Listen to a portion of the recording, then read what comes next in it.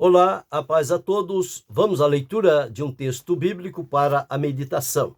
Encontramos na Epístola de Paulo a Tito, no capítulo 2, os versículos de 11 a 14.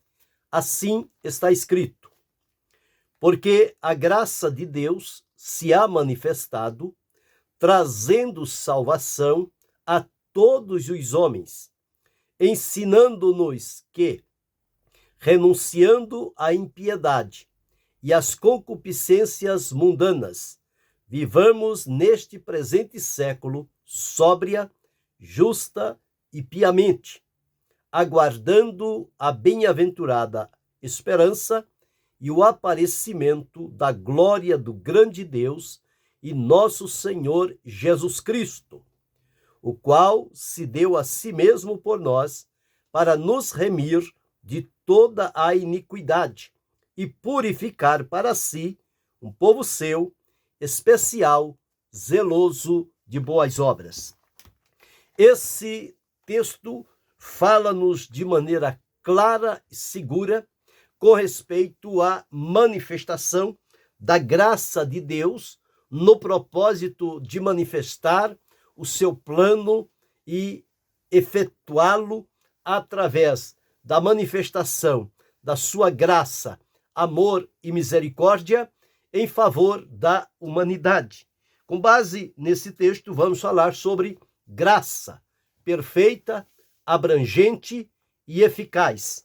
É a graça de Deus. O texto afirma-nos dizendo: porque a graça de Deus se há, ou seja, ela se tem manifestado.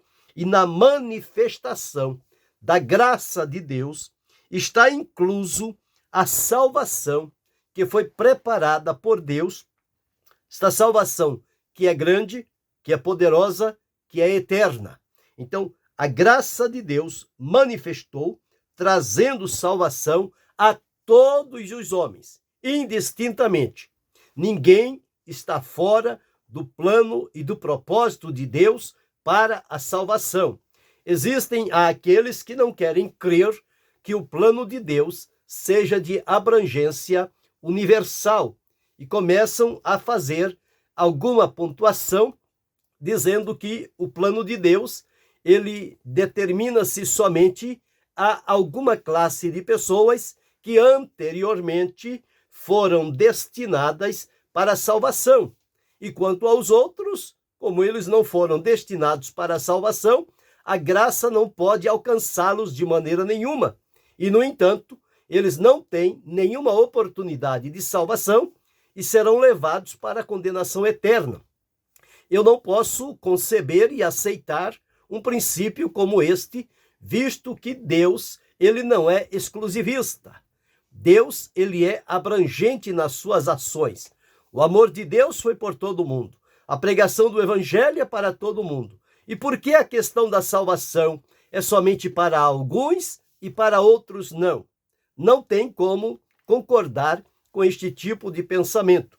Por isso eu continuo pregando, anunciando e declarando que a graça de Deus, conforme está no texto bíblico, ela se há manifestado a todos os homens. Agora, entendo perfeitamente.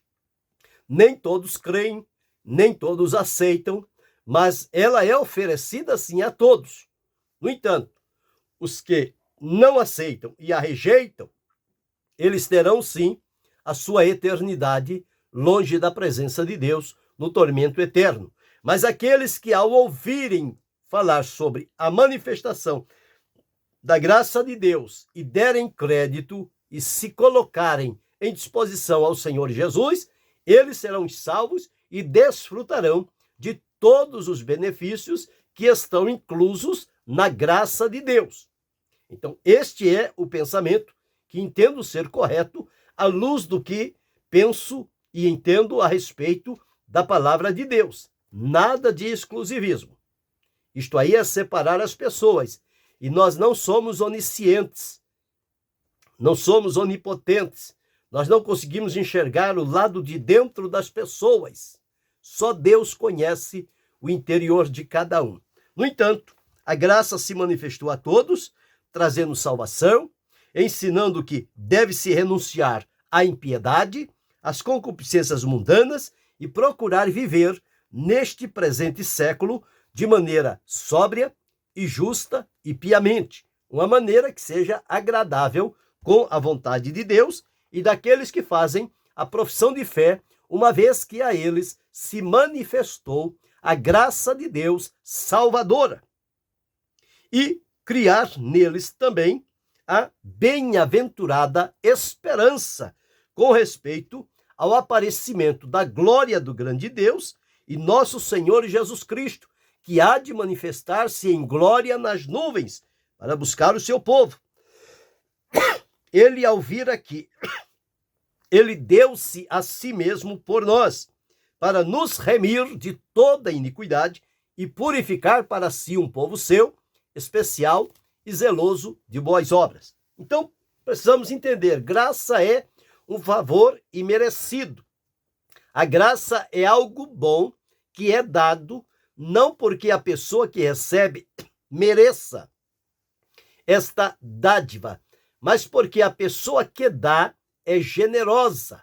Então, quem oferece a graça é Deus. No entanto, é a generosidade de Deus, é a boa vontade de Deus em dispensar gratuitamente a salvação a todos aqueles que creem no Senhor Jesus Cristo. Então, graça é isso. É, em linhas gerais, um favor imerecido. É algo que nós recebemos sem merecimento. Por isso é que a salvação, quando ela é oferecida, ela não leva em conta o merecimento. Este merece ser salvo, aquele não merece ser salvo. Não. Deus não trabalha na base da meritocracia. Deus usa de misericórdia. E, portanto, na manifestação da sua graça, ele coloca ela à disposição de todos. Novamente, torno a enfatizar, nem todos aceitam e a recebem, mas ela é colocada diante de todos. Então, vamos observar sobre esta graça, que eu disse que ela é perfeita, ela é abrangente e ela é eficaz. Ela é perfeita porque a graça parte de um Deus que é perfeito, é santo, é justo, é bom, é benigno, é maravilhoso. Ela é abrangente porque Deus não faz distinção de pessoas. Deus não faz acepção de pessoas. Portanto, ele oferece a graça a todos. Ela é eficaz porque naqueles que a aceitam, o trabalho que é feito mediante a graça de Deus na vida do ser humano é um trabalho digno da glória do nome do Senhor. É um trabalho que é feito de maneira segura, permanente e fiel. Portanto, quem é alcançado pela graça de Deus e abre-se-lhe o coração, esta pessoa tem na sua vida a expressão maior do amor de Deus, que é compartilhar o seu amor e a sua boa vontade em salvar o pecador e levá-lo para a sua presença. Então entendemos por aqui que Deus é a fonte de toda a graça, conforme lemos em 1 Pedro, no capítulo 5, o versículo 10, está escrito assim: E o Deus de toda a graça, que em Cristo Jesus vos chamou à sua eterna glória, depois de haver padecido um pouco, ele mesmo vos aperfeiçoará, confirmará, fortificará e fortalecerá. Observe o que está dito aqui: o Deus de toda a graça. Então, Deus é a fonte, é a origem, é de onde emana toda a graça, graça divina, graça bendita, graça maravilhosa, graça suficiente, ela vem de Deus para a nossa vida. No entanto, esta graça manifestada, ela teve a sua expressão maior quando o Senhor Jesus na plenitude dos tempos, Deus o Pai o enviou para que ele viesse aqui, a esta terra, e concretizar o plano de Deus, conforme está escrito em Gálatas, no capítulo 4, versículos 4 e 5, que diz assim: mas vindo a plenitude dos tempos, Deus enviou seu Filho, nascido de mulher, nascido sob a lei, para remir os que estavam debaixo da lei, a fim de recebermos a adoção de filhos.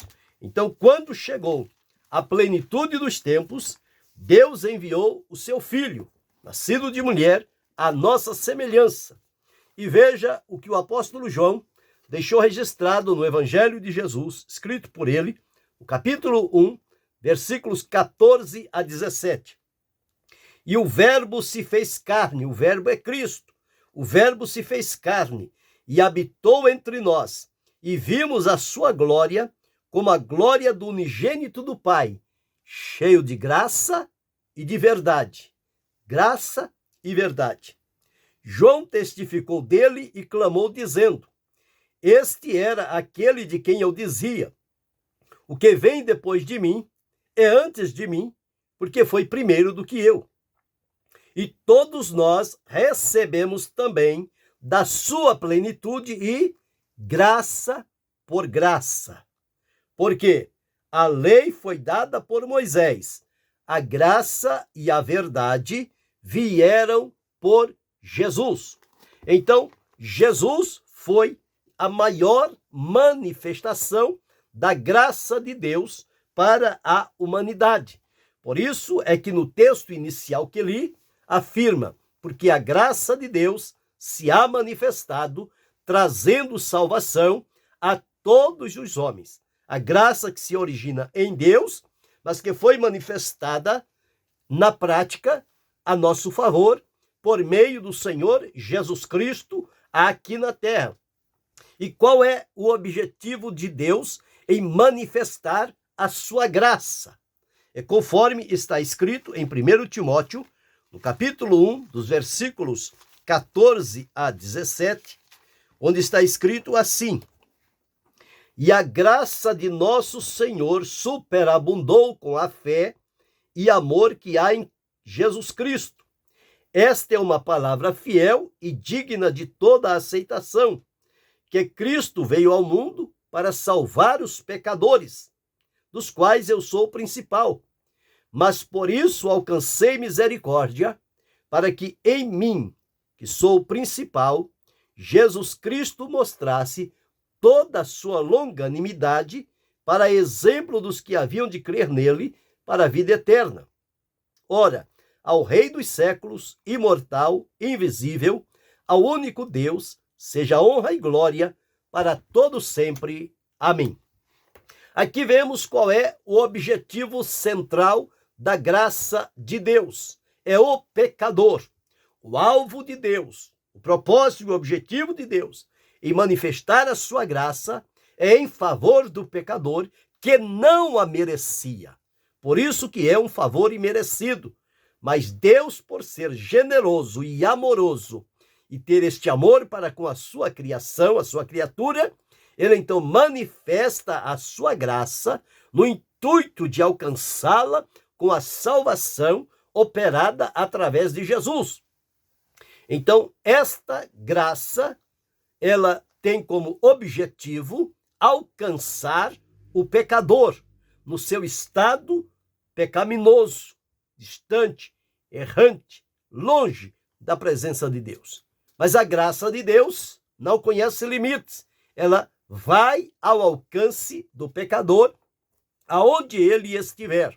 Portanto, a graça manifestou-se ou veio através do Senhor Jesus Cristo.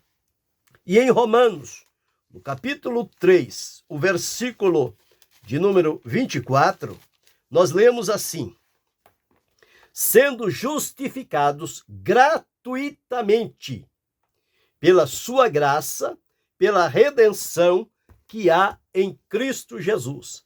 A justificação é gratuita e é mediante a graça. Ninguém paga nada por ser justificado. A graça de Deus se manifesta na justificação. Então, a justificação é uma operação da graça de Deus em favor do pecador. Então, quando a graça de Deus vem, ela tem como objetivo alcançar o pecador, e em alcançar o pecador, e ele responder positivamente, esta graça se manifestará no sentido de justificá-lo, que ele seja declarado justo diante de Deus.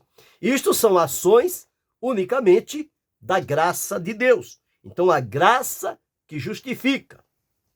Mas nós encontramos também qual é o caráter ou a natureza desta graça. Em Efésios, no capítulo 1, e o versículo de número 7, está escrito assim: em quem temos a redenção pelo seu sangue, a remissão das ofensas, segundo as riquezas da sua graça. Então, a graça de Deus, ela é riquíssima. Por isso, a expressão bíblica é riquezas da graça. Então, estas riquezas da graça manifestam-se em favor da nossa vida no assunto da redenção, da remissão das nossas ofensas, que se tornam possíveis por conta da graça de Deus. Bem, uma vez que vimos estes pontos principais, Deus como a fonte da graça, Jesus como a manifestação da graça, o pecador como o objetivo da graça, e a justificação como operação da graça, e esta graça é riquíssima, nós vamos entender que na manifestação, conforme eu li, da graça de Deus, com quais objetivos a graça se manifesta? Porque eu li, porque a graça de Deus se há manifestado, trazendo salvação a todos os homens. Pois bem, em Efésios, no capítulo 2, o versículo 8, está escrito: porque pela graça sois salvos, por meio da fé, e isto não vem de vós, é dom de Deus, não vem das obras, para que ninguém se glorie. Então, a manifestação da graça de Deus é no intuito de salvar o pecador. Não existe outro meio de salvação a não ser pela graça. Pela graça. Esta graça que Deus manifestou através de Jesus, e que Jesus, ao viver aqui, cumpriu o plano de Deus, entregando a sua vida em sacrifício para a redenção da humanidade. Agora, a manifestação da graça de Deus, ela vem para salvar o pecador, sem exigir dele nenhuma condição anterior para que se ele seja aprovado ou não para ser salvo, mas ela vem manifestar-se para salvação. Pela graça sois salvos por meio da fé, e isto não vem de vós, não é iniciativa minha, não é uma busca minha, mas isto provém de Deus, e eu devo recebê-lo como uma graça, um dom imerecido de Deus para a minha vida, e a maneira de recebê-lo é por meio da fé. Mas a segunda manifestação da graça de Deus, nós encontramos em Hebreus, no capítulo 13, e o versículo 9, onde está escrito assim: não vos deixeis levar em redor por doutrinas várias e estranhas, porque bom é que o coração se fortifique com graça, e não com manjares que de nada aproveitaram aos que a eles se entregaram.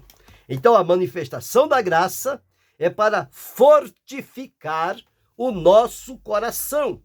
Então, somos fortificados pela graça de Deus mediante a sua manifestação. Então, veja, a graça manifestou-se para salvar. A graça manifestou-se para fortificar o nosso coração. Mas em 2 Coríntios, no capítulo 9, e o versículo 8, nós lemos assim: e Deus é poderoso para fazer abundar em vós toda a graça, a fim de que, tendo sempre em tudo toda suficiência, abundeis em toda boa obra. A graça de Deus aqui, ela é manifestada no sentido de sustentar, ou seja, trazer toda a suficiência. Então, a manifestação desta graça salvadora, ela fortifica e ela também sustenta. E em 1 Coríntios, capítulo 15, e o versículo de número 10, está escrito assim: mas pela graça de Deus sou o que sou, e a sua graça para comigo não foi vã. Antes trabalhei muito mais do que todos eles, todavia não eu, mas a graça de Deus que está comigo. O apóstolo Paulo, referindo-se à operosidade e aos resultados do seu trabalho, um trabalho sério, profícuo, abrangente, com resultados permanentes. Ele disse: pela graça de Deus, eu sou o que sou. E a graça de Deus, ao manifestar na minha vida, ela não foi vã, ela não foi algo desprezível, mas eu pude receber o impacto e a transformação desta graça que veio habitar em mim.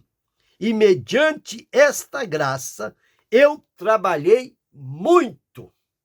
Ele só conseguiu fazer muito. Ele diz aqui: trabalhei muito mais do que todos eles, do que todos os outros apóstolos. No entanto, ele reconheceu: todavia, não eu, não a minha força humana, mas a graça de Deus que está em mim.